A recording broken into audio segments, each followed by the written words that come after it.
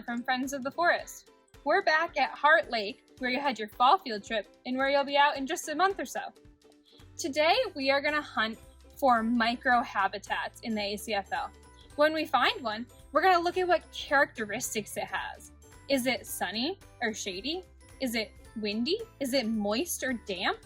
And we're going to assess the microhabitat, and then we're going to look at how animals in the forest have adapted to survive in that microhabitat, just like our flip books that we made in the classroom visit. First, let's review some terms. Habitat. A habitat is everything that an animal needs to survive. It's food, it's water, it's shelter, and the space that it needs. Microhabitat. A microhabitat is all of the smaller parts in a habitat that have different characteristics. So things like being warm or cold, being wet or dry.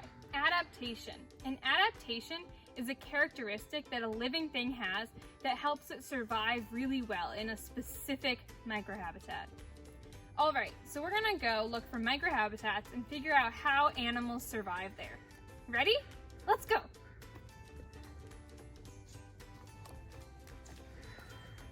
Well, this looks like a microhabitat. It's a tree trunk. First, let's gather some characteristics about this tree trunk. Let's pretend that we're moths, sitting on the tree trunk. Let's look around and gather information, or data, to see what our microhabitat is like. Let's write down our data so that we can use it later. I'll ask some questions, and then we'll make a list together. First, do you think that the tree trunk is sunny or shady? Raise your hand if you think it's sunny. Raise your hand if you think it's shady. Alright, let's add shady to our list. Second, do we think that the tree trunk is exposed, or does it have a lot of hiding spots? Raise your hand if you think it's exposed. Raise your hand if you think it has a lot of hiding spots. If I'm something like a squirrel, although there's a lot of grooves in here, there aren't great places to hide, like bushes or rocks. So let's add exposed to our list. Alright, for the next one, we're going to think about how animals move around this microhabitat. If you're a squirrel and you're living on this tree trunk, are you moving horizontally or vertically? Let's add vertical as the final characteristic to our list. Have you ever noticed that on a cold day, being in the shade, it can be a lot colder, but being in the sun, it can be a lot warmer? A lot of our animals who live in this microhabitat spend their whole lives in the shade, but birds who live up at the treetops can also get the cold wind. So one of the important things for animals that live in this microhabitat is that they stay warm. So one adaptation that birds have to stay warm is that they have 2 layers of feathers. Their outmost feathers, the flight feathers, create a really tight seal so they don't let a lot of cold air into the bird. And that keeps these down feathers on the inside nice and dry and keeps the bird warm. It's like wearing a blanket or a jacket to go outside. It traps the bird's body heat.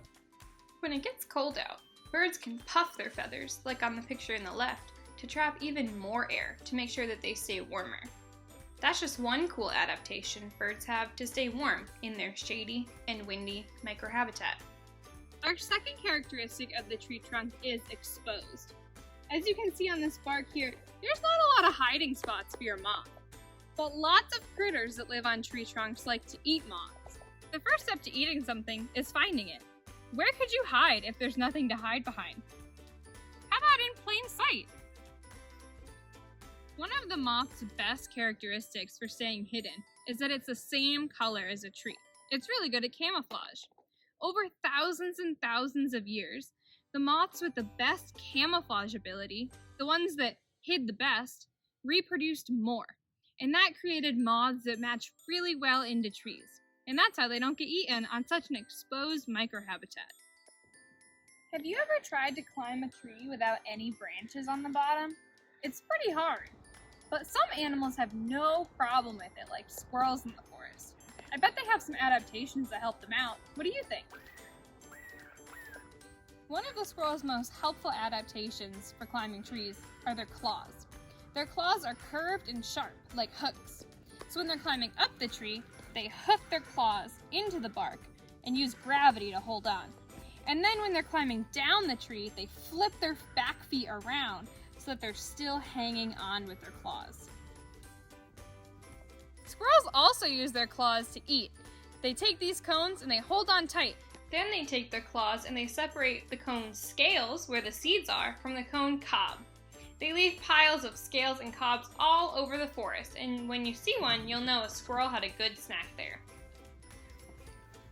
Isn't it cool that all of the animals that we see in the forest have been adapting to their environment for thousands and thousands of years?